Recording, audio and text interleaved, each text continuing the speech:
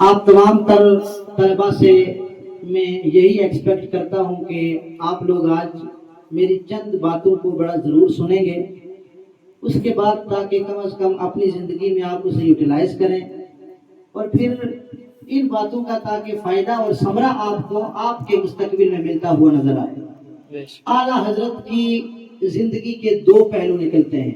आला हजरत का नाम आप सबने सुना है, सबने सुना हुआ है जी, माशाअल्लाह। आला हजरत का नाम क्या था? इमाम अहमद रजा खान। क्या नाम था? इमाम अहमद रजा खान। आपकी पैदाइश हुई कब हुई? 10 शव्वाल 1272 हिजरी को पैदाइश कब हुई है? 10 शव्वाल मुकर्रम 1272 हिजरी में। और आपका इंतकाल कब हुआ? आज की सेम जो तारीख है वो कौन सी है? 25 सफरुल मुजफ्फर। 25 सफरुल मुजफ्फर 1340 हिजरी में आपका इंतकाल हुआ। आज भी 25 सफरुल मुजफ्फर है, इसलिए हजरत की तरफ से आज आला हजरत के उर्स की तकरीब मनाने के लिए हम यहाँ जमा हुए हैं। आला हजरत की जिंदगी के दो पहलू निकलते हैं। एक पहलू पर हम तो ज्यादा गुफ्तगू नहीं करेंगे, लेकिन एक जो तस्वीर का रुख है आज उसको लेकर हम चलेंगे। अगर यहाँ सामीन और नाजरीन अलग से होते, आम जो लोगों का तबका होता है, हमारी आवाम होती है, अगर वो होती तो फिर दूसरे रुख को लिया जाता, लेकिन अभी आप हैं तो इसलिए तस्वीर का रुख पलट कर हम दूसरी जानिब जाना चाहते हैं। आला हजरत की जिंदगी के दो पहलू निकलते हैं, एक उनकी विलायत का और दूसरा उनके इल्म का। कौन से दो रास्ते हैं? एक आला हजरत की विलायत, वली समझते हैं ना आप सारे, एक है उनकी विलायत और दूसरा है उनकी एजुकेशन, उनका इल्म। उन्हें अल्लाह ने इल्म कितना दिया है।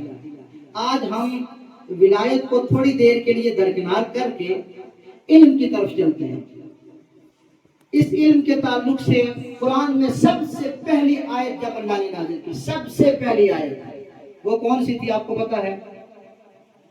अल्लाह ने फरमाया इक़रा, क्या फरमाया? इक़रा, महबूब तुम पढ़ो। क्या हुक्म दिया? तुम, आप बोलेंगे सारे, क्या हुक्म दिया? तुम पढ़ो। यानी ये बात का मसला है, ये जब तरतीब हुई तो सबसे पहले ये आई, वरना सबसे पहले ये आयत नहीं है। उतरने वाली सबसे पहली आयत कौन सी है? सबसे पहली उतरने वाली जो आयत है वो है इक़रा बिस्मि रब्बिकल लज़ी खलक़, कि महबूब जिस रब ने आपको पैदा किया है उस रब के नाम से आप पढ़ो। यानी ये पढ़ने का ताल्लुक और इल्म सीखने का शौक अल्लाह ताला ने सबसे पहले हमें दिया है कि हमें इल्म हासिल करना है, हमें इल्म से इस्तिफादा करना है। अल्लाह के रसूल यहाँ तक फरमाते हैं कि इन्नल इल्म मिस्लल मतर, इल्म जो है वो बारिश की तरह है। किसकी तरह है? बारिश की तरह, बारिश की तरह है। लिअन्नल मतरा यंजिलु मिनस समाई कदालिकल इल्मु यंजिलु मिनस समा। क्यों? इसलिए कि बारिश भी आसमान से उतरती है और बिल्कुल ऐसे ही इल्म भी आसमान से उतरता है। बस जो बंदा मेहनत करता है अल्लाह ताला उसे इल्म की दौलत से सरफराज फरमाता है। और यहाँ तक आका करीम ने फरमाया कि मन अहया बिल इल्मी फला यमुत अहदन, कि जो बंदा एक बार इल्म की वजह से जिंदा हो गया वो कभी मरेगा ही नहीं। वो क्या नहीं करेगा? कभी मरेगा ही नहीं। अब ना मरने का ये मतलब हरगिज़ नहीं है कि उसे कभी मौत ही नहीं आएगी।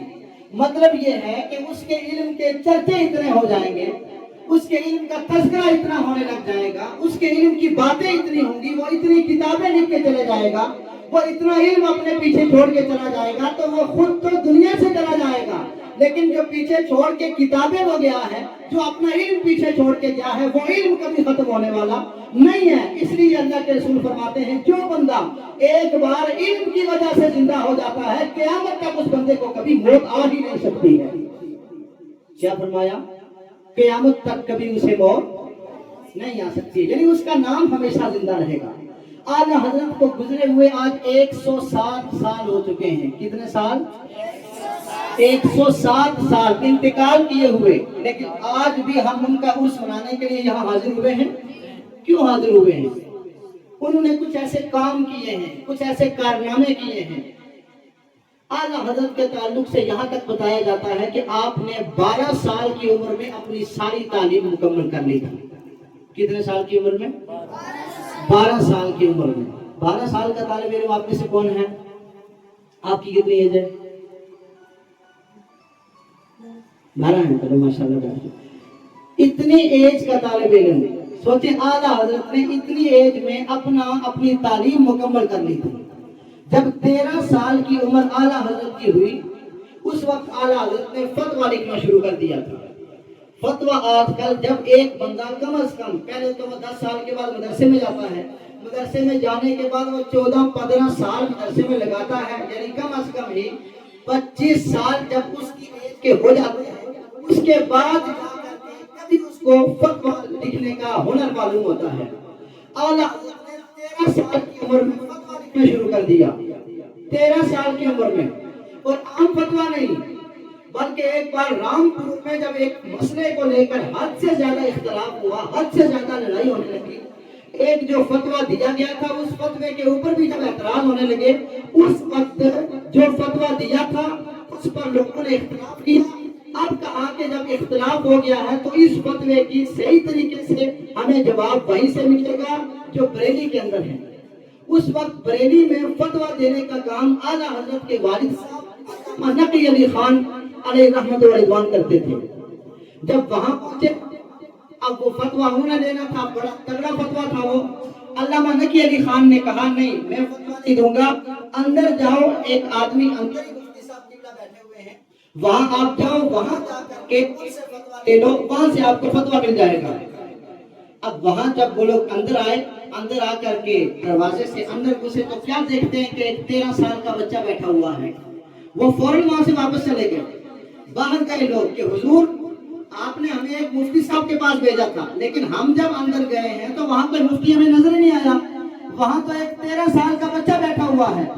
علامہ نقی علی خان نے فرمایا پریشان ہونے کی ضرورت نہیں، آپ کے فتوے کا جواب وہ 13 سال کا بچہ ہی دے گا۔ بولے سبحان اللہ، سبحان اللہ۔ کتنے سال کا بچہ دے گا؟ 13 سال کا بچہ آپ کے فتوے کا جواب دے گا۔ اعلیٰ حضرت کے پاس دوبارہ گئے، آپ نے 13 سال کی عمر میں جب فتویٰ لکھا، ایسا فتویٰ لکھا کہ جو بھی اختلاف تھا وہ سارے کے سارے اختلافات ختم ہو گئے۔ اتنا جامع اور مانع انہوں نے فتویٰ وہاں دیا کہ اس فتوے کو سننے کے بعد سارے اختلافات ختم ہو گئے۔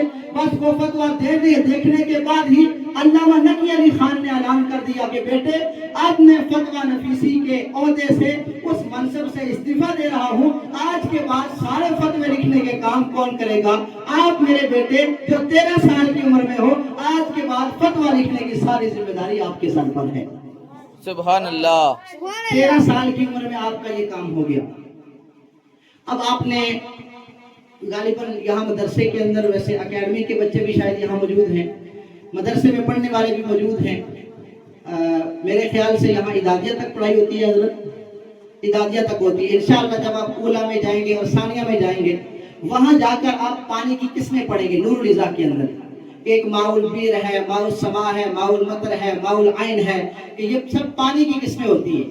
کوئی چشمے کا پانی ہے، کوئی کنویں کا پانی ہے، آسمان کا پانی ہے، بارش کا پانی ہے، یہ سب پانی کی قسمیں ہیں۔ اب وہاں یہ پانی کی قسمیں کیوں بتائی جاتی ہیں؟ اس لیے بتائی جاتی ہیں کہ تاکہ پتہ چلے کہ کون کون سے پانی سے بندہ وضو کر سکتا ہے، اس لیے پانی کی قسمیں بتائی جاتی ہیں۔ جب اس کتاب سے آپ اور آگے ثالثہ میں جاؤ گے تو مختصر القدوری پڑھو گے، اور آگے جاؤ گے تو الہدایہ پڑھو گے، اردو میں اگر پڑھنا چاہو تو بہار شریعت پڑھو گے۔ یہ ساری کتابیں انشاءاللہ میں دعا کرتا ہوں کہ اللہ تعالیٰ آپ کو وہ موقع ضرور عطا کریں کہ جب آپ ان کتابوں کا مطالعہ کرو، لیکن جب بھی آپ ان جتنی بھی کتابوں پر پڑھتے جائیں گے، ان ساری کتابوں میں کہیں پانی کی 5 قسمیں بیان کی ہوئی ہیں، کہیں پانی کی 3 قسمیں بیان کی ہوئی ہیں، کہیں پانی کی 7 قسمیں بیان ہیں، کہیں پانی کی 10 قسمیں بیان ہیں۔ ان ساری کتابوں میں، یعنی ہماری فقہ حنفی کی جو سب سے معتبر فقہ کے اندر کتاب ہے جسے الہدایہ کہا جاتا ہے، اس کے اندر بھی 10 قسموں سے زیادہ پانی کی قسمیں نہیں بیان کی ہوئی ہیں۔ لیکن جب اعلیٰ حضرت نے قلم اٹھایا، جب اعلیٰ حضرت نے لکھنا شروع کیا، اب اعلیٰ حضرت نے 10 قسمیں نہیں بتائی، 20 نہیں بتائی، 30 نہیں بتائی، بلکہ لکھتے لکھتے اعلیٰ حضرت فرماتے ہیں کہ پانی